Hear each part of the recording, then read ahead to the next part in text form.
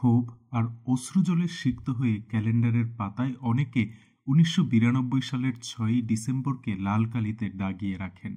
ঘৃণ্য সাম্প্রদায়িকতা আর উগ্রবাদের জিঘাংসা কতটা ভয়াবহ হতে পারে তা সেদিন দেখেছিল পুরো পৃথিবী। বিশ্ব হিন্দু পরিষদ এবং এর সহযোগী সংগঠনের কর্মীরা উত্তরপ্রদেশের অযোধ্যাতে সেদিন হামলে পড়ে।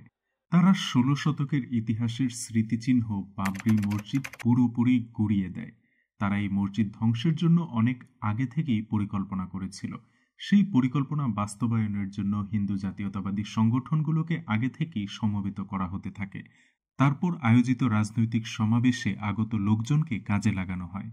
বিশাল জনস্রোত যখন ধর্মীয় উগ্রতার মন্ত্রে সহিংস হয়ে ওঠে, তখন বাবরি মসজিদের ধ্বংসযজ্ঞ চেয়ে চেয়ে দেখার বাইরে কিছুই করার ছিল না। সেদিন আইন শৃঙ্খলা রক্ষাকারী বাহিনীর সন্দেহজনক নীরবতা আজও অনেক প্রশ্নের জন্ম দেয়। বাবরি মসজিদের স্থাপত্যশৈলী নিয়ে প্রখ্যাত লেখক জে.সি. হার্লি লিখেছেন তার the art and architecture of the Indian subcontinent শীর্ষক বইয়ে। তার বর্ণনা থেকে জানা যায়, বাবরি মসজিদের স্থাপত্য সম্পূর্ণরূপে দিল্লি সালতানাতের অন্য সব মসজিদের মতোই, তবে নানা দিক থেকে এটি একটি স্বতন্ত্র শৈলীর মসজিদ ছিল। দিল্লি সালতানাত প্রতিষ্ঠিত হওয়ার পর বিকশিত এই মসজিদের চারপাশ ছিল প্রাচীর ঘেরা। ধারণা করা হয় মুঘল সম্রাট আকবর যে ধাঁচে বিভিন্ন স্থাপত্য নির্মাণ করেছিলেন সেটাকে যদি ধ্রুপদী ধারার সূচনা পর্ব মনে করা হয়, তাহলে তাদের বিশেষ স্থাপত্য শৈলীর অগ্রদূত হবে বাবরি মসজিদ। ধীরে ধীরে এখানে সুগঠিত মোগল স্থাপত্যশৈলী বিকশিত হওয়ার প্রাথমিক প্রমাণ মিলেছে। পরবর্তীকালের যেসব সুগঠিত মোগল মসজিদ স্থাপত্যের দেখা মেলে, সেগুলো ছিল মূলত বাবরি মসজিদের স্থাপত্য কাঠামোর ধারাবাহিক উন্নয়ন ও পরিমার্জনের ফলাফল। বাবরি মসজিদের অনন্য কিছু স্থাপত্যিক বৈশিষ্ট্য ছিল। বিশেষত এর ভেতরে বায়ু চলাচল ও শব্দ যাওয়ার পথ নিয়ে অনেক স্থাপত্যিক কৌশল প্রয়োগ করা হয়েছিল, যা নিঃসন্দেহে কালোত্তীর্ণ। এ প্রসঙ্গে স্থাপত্যশিল্পী গ্রাহাম পিকফোর্ড মনে করেন, বাবরি মসজিদের মিহরাব থেকে মুসল্লিদের উদ্দেশ্যে কোনো কথা ফিসফিস করে বললেও তা প্রায় ২০০ ফুট দূরে অবস্থিত মসজিদের অন্য প্রান্ত থেকেও স্পষ্ট শোনা যেত। ২০১০ সালের ৪ অক্টোবর রবিশঙ্কর ইন্ডিয়া টুডেতে মেমোয়ার্স অফ এ মস্ক শিরোনামের একটি নিবন্ধ প্রকাশ করেন। সেখানে তিনি পিকফোর্ডকে উদ্ধৃত করে লিখেছেন, For a 16th century building, the deployment and projection of voice from the pulpit is considerably advanced. The unique deployment of sound in this structure will astonish the visitor. তার পাশাপাশি আরও অনেক প্রতিবেদক বাবরি মসজিদের অনন্য স্থাপত্যিক বৈশিষ্ট্যের ভূয়সী প্রশংসা করেছেন। বাবরি মসজিদের দৈর্ঘ্য ও প্রস্থের একটি সমরূপতা ছিল, যা এর ভেতরে মুক্ত বায়ুর প্রবেশ নিশ্চিত করেছিল। বাইরের দিকের অলঙ্করণে হয়তো তাজমহলের মতো বৈচিত্র্যপূর্ণ কিছু দৃশ্যমান ছিল না, তবে গাঠনিক দিক থেকে বাবরি মসজিদের এমন কিছু বৈশিষ্ট্য ছিল যা এখনকার দিনের স্বীকৃত স্থাপত্যবিদদেরও বিস্মিত করেছে। ১৫২৮ সালের দিকে মোগল সাম্রাজ্যের প্রত্যক্ষ তত্ত্বাবধানে মীর বাকি এই বাবরি মসজিদ তৈরি করেন। এরপর সেখানে নিয়মিত ধর্মকর্ম করতেন মুসলিম সম্প্রদায়ের মানুষ। সেখানে শুরুতে তেমন কোনো বিতর্ক কিংবা সংকট ছিল বলে উপযুক্ত তথ্য প্রমাণ নেই। মূল সংকট শুরু হয় ১৮৮৫ সালের দিকে। মহন্ত রঘুবীর দাস ফৈজাবাদ আদালতে মামলা দায়ের করেন এই মসজিদ নিয়ে। তার মামলাতেই প্রথম অভিযোগ করা হয় যে বাবরি মসজিদের নির্মাণের স্থান আদি রাম জন্মভূমির অবস্থানে, তবে সেই মামলা খারিজ করে দেয় আদালত। ১৯৪৯ সালের ২২ ডিসেম্বর বাবরি মসজিদের বাইরে এক জায়গায় রামের মূর্তি প্রতিষ্ঠা করা হয়। অন্যদিকে নতুন মামলার জন্য আরও এভিডেন্স তৈরি করা হতে থাকে। ১৯৫০ সালে ফৈজাবাদ আদালতে ফের একটি মামলা দায়ের করা হয় হিন্দুত্ববাদীদের পক্ষ থেকে। গোপাল সিং বিশারদ নামের এক নেতা বাবরি মসজিদের বাইরে স্থাপিত রাম মূর্তির কাছে পূজার জন্য আদালতের অনুমতি চান। তিনি আপাত নিষ্পাপ দেখানো সেই মামলায় পূজার অনুমতির বাইরে তেমন কিছু চাননি, ফলে তার সেই মামলা আদালত গ্রহণ করে। এই মামলা আদালত গ্রহণ করার মধ্য দিয়েই মূলত দীর্ঘস্থায়ী সংকট শেকড় গেড়ে বসে। প্রায় এক দশক নীরব থেকে ১৯৫৯ সালের দিকে বাবরি মসজিদ চত্বরের ২.৭ একর জায়গা ফিরিয়ে দেওয়ার দাবি জানিয়ে নির্মোহী আখড়া নামে এক হিন্দু ধর্মীয় সংস্থা আবার একটি মামলা দায়ের করে।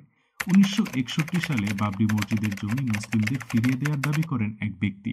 এভাবে নানা দ্বন্দ্ব আর মামলা মোকদ্দমার মধ্য দিয়ে সংকট আরও ঘনীভূত হয়। বড় কোনো অঘটন বাদেই পার হয়ে যায় প্রায় ২ দশক। ১৯৮১ সালের দিকে উত্তরপ্রদেশের সুন্নি ওয়াকফ বোর্ডের পক্ষ থেকে আবার একটি মামলা দায়ের করা হয়। তারা দাবি করে যেভাবেই হোক বাবরি মসজিদের জমি তাদের ফিরিয়ে দিতে হবে, কারণ তাদের প্রতিদিনের নামাজের স্থানে কোনো রকম দখলদারি তারা বরদাস্ত করবে না। তাদের মামলাকে তেমন গুরুত্ব দেওয়া হয়নি। উপরন্তু 1986 সালে সংকট ধীরে ধীরে বিপর্যয়ের দিকে মোড় নেয়। দীর্ঘ শুনানির পর আদালতের পক্ষ থেকে নির্দেশ দেয়া হয় ওই জায়গায় হিন্দুরা গিয়ে পূজা করতে পারবেন। 1989 সালে বিশ্ব হিন্দু পরিষদের ব্যানারে নতুন মামলা দায়ের করা হয়। তাদের ভাইস প্রেসিডেন্ট দেওকি আগরওয়াল নতুন আরেকটি মামলা দায়েরের মধ্য দিয়ে বাবরি মসজিদ এলাকা ফিরিয়ে দেওয়ার আবেদন জানান। তারা মূলত সেই সময় থেকেই মসজিদ ভেঙে মন্দির নির্মাণের পরিকল্পনা করে আসছিল। তবে এজন্য একটি গণজমায়েতের প্রয়োজন ছিল।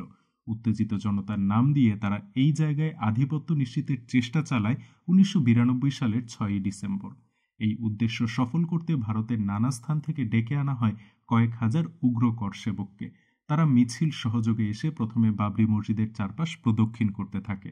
তারপর এক পর্যায়ে পরিকল্পিত নাশকতার চূড়ান্ত বহিঃপ্রকাশ হিসেবে বাবরি মসজিদের স্থাপত্য কাঠামো গুড়িয়ে দেওয়া হয়। ধারণা করা হয় বিজেপির প্রতিষ্ঠাতা লালকৃষ্ণ আদবানি এবং মুরলী মনোহর যোশীদের মতো নেতারাও বাবরি ভেঙে ফেলার উদ্দেশ্যে উত্তেজিত জনতাকে উস্কানি দিয়েছিলেন। বাবরি মসজিদ নিয়ে বিদ্যমান জনতার উত্তেজনার আগুনে ঘি ঢালা হয় 1993 সালের দিকে। এই সময় কেন্দ্রীয় সরকারের পক্ষে একটি জমি অধিগ্রহণ আইন পাশ করানো হয়েছিল অনেকটা বিতর্কিতভাবে। মূলত এই আইন পাশের মাধ্যমে বাবরি মসজিদের জমির দখল নেয় কেন্দ্রীয় সরকার। এলাহাবাদ হাইকোর্টে একাধিক রিট পিটিশন দাখিল করলেও সেগুলোকে তেমন গুরুত্ব দেয়নি রাষ্ট্রপক্ষ। শুধু তাই নয়, 1994 সালের দিকে বাবরি মসজিদের জমি সম্পর্কিত মামলায় সুপ্রিম কোর্ট সাফ জানিয়ে দেয় এই স্থানে মুসলিমদের কোনো অধিকার নেই। হঠকারী এই রায়ের বিরুদ্ধে 2002 সালে এলাহাবাদ হাইকোর্টে আবারও একটি মামলা হয় জমির মালিকানার নিষ্পত্তি নিয়ে। তবে সেই মামলার থেকেও তেমন ইতিবাচক কোনো ফলাফল আসেনি। উপরন্তু 2003 সালে এলাহাবাদ হাইকোর্ট নির্দেশ দেয় বাবরি মসজিদের এলাকায় কোনো ধর্মীয় অনুষ্ঠান করা যাবে না। নির্দেশে পরিষ্কার করে বলা হয় হিন্দু কিংবা মুসলিম কোনো ধর্মের মানুষই বাবরি মসজিদের স্থান ব্যবহার করতে পারবেন না। মামলা মোকদ্দমা আর রাজনৈতিক উত্তেজনার মধ্য দিয়ে পার হয়ে যায় অর্ধযুগ। 2010 সালে এসে এলাহাবাদ হাইকোর্ট নতুন একটি সিদ্ধান্ত নেয়।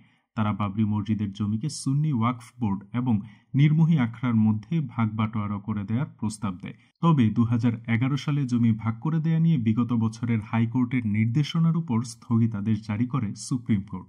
বাবরি মসজিদের জমি ভাগ বন্টনের উপর সুপ্রিম কোর্ট যে স্থগিতাদেশ দেয় তা 2016 সালে বিজেপি নেতা সুব্রামানিয়াম স্বামীকে নতুন একটি মামলা করতে প্রণোদিত করে। তার লোকজন সুপ্রিম কোর্টে একটি মামলা দায়ের করে। তারা বাবরি মসজিদের জমিতে রাম মন্দির তৈরির অনুমতি প্রার্থনা করে। তবে 2017 সালে তৎকালীন বিচারপতি জে.এস. খেহের পুরো বিষয়টি আদালতের বাইরে আলোচনার মাধ্যমে মিটিয়ে নেয়ার প্রস্তাব দেন। তিনি বুঝতে পেরেছিলেন আদালতের ঘাড়ে বন্দুক রেখে গৃহীত কোনো সাম্প্রদায়িক জিহাংসার সিদ্ধান্ত আখেরে ভারতের জন্য ভালো হবে না। ওয়াকফ বোর্ড এবং রাম মন্দির ট্রাস্টের মধ্যে বাবরি মসজিদের জমি ভাগ করে দেওয়ার বিষয়ে এলাহাবাদ হাইকোর্ট যে রায় দিয়েছিল সেই রায় শুরু থেকেই হিন্দুত্ববাদীরা সহ্য করতে পারেনি। অন্যদিকে স্থানীয় মুসলিম সম্প্রদায়ের জন্য সেই রায় ছিল চরম অপমানজনক। তারপরও তারা আদালতের উপর আস্থা রেখে আইনি লড়াই চালিয়ে যেতে থাকে। 2018 সালে সুপ্রিম কোর্টে দায়েরকৃত বিভিন্ন সংগঠনের সেই মামলার শুনানি শুরু হয়। পরের বছর 2019 সালে তৎকালীন প্রধান বিচারপতি রঞ্জন গগৈয়ের নেতৃত্বে 5 বিচারপতির সাংবিধানিক বেঞ্চ গঠন করা হয়। তার মাধ্যমে সুপ্রিম কোর্ট 9 নভেম্বর জানায় কেন্দ্রীয় সরকারের পক্ষে একটি ট্রাস্ট গঠন করে বাবরি মসজিদের জমিতেই রাম মন্দির নির্মাণ করা হবে। তবে তারা মসজিদ তৈরির জন্য অযোধ্যায় মুসলিম সম্প্রদায়কে আরও 5 একর জমি দেওয়ারও নির্দেশ দেয়। বিতর্কিত এই রায় মুসলিম সম্প্রদায় মেনে নিতে পারেনি। তারা এর বিরুদ্ধে নানা স্থানে প্রতিবাদ বিক্ষোভের চেষ্টা করলেও মোদী সরকারের দমনপীড়নের মুখে টিকতে পারেনি। এই সময় রায়ের বিরুদ্ধে যারাই প্রতিবাদ কিংবা বিক্ষোভের চেষ্টা করেছে সরাসরি তাদের গ্রেফতার করে ভয়াবহ নির্যাতনের মুখে ঠেলে দেওয়া হয়েছে।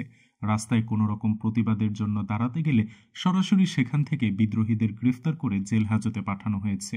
বাবরি মসজিদ ইস্যুতে দৈনিক পত্রিকায় কোনো রকম সংবাদ ছাপার ব্যাপারেও জারি করা হয় অঘোষিত নিষেধাজ্ঞা। বিজেপি সরকারের পক্ষ থেকে অনেকটা ব্ল্যাক আউটের চেষ্টা করা হয় বাবরি মসজিদ সম্পর্কিত সংবাদগুলোকে। ফলে প্রিন্ট ও ইলেকট্রনিক গণমাধ্যমের কোথাও এই সম্পর্কিত সংবাদ পাওয়া কঠিন হয়ে পড়ে। বিভিন্ন পত্রিকার অনলাইন ভার্সন থেকে আগেকার ছাপা হওয়া নিউজগুলো ডিলিট করে দিতে গোয়েন্দা সংস্থার পক্ষ থেকে চাপ দেওয়া হয়। বাবরি মসজিদ ধ্বংসের ভিডিওগুলো সুকৌশলে সরিয়ে দেওয়ার চেষ্টা করা হয়। এমন পরিস্থিতিতে 2020 সালের 5ই আগস্ট বাবরি মসজিদের জমিতে রাম মন্দিরের শিলান্যাস করেন ভারতের প্রধানমন্ত্রী নরেন্দ্র মোদী। তারপর 2024 সালের 22শে জানুয়ারি সেখানে নতুন এক বিগ্রহ প্রতিষ্ঠা করেন তিনি। এভাবেই বাবরি মসজিদের স্থানে প্রতিষ্ঠিত হয়েছে রাম মন্দির। 1783 সালে ঘাগরা নদী থেকে পাহাড়ের চূড়ায় বাবরি মসজিদকে দেখতে পেরে উইলিয়াম হজেস বাবরি মসজিদের যে স্কেচ করেছিলেন তা আজ শুধুই ছবি। ডিয়ার ভিউয়ার্স, বাবরি মসজিদের ইতিহাস নিয়ে আমাদের ভিডিওটি শেষ করছি এখানে। ভিডিওটি থেকে নতুন কিছু জানতে পারলে শেয়ার করে অন্যদের জানার ব্যবস্থা করে দিতে পারেন। সেই সাথে লাইক, শেয়ার, কমেন্ট এবং সাবস্ক্রাইবের মাধ্যমে ইতিহাসের গল্পকে ছড়িয়ে দিন সবখানে। নিত্য নতুন ভিডিও নিয়ে আমরা আসছি শীঘ্রই। ভালো থাকবেন সবাই, ধন্যবাদ।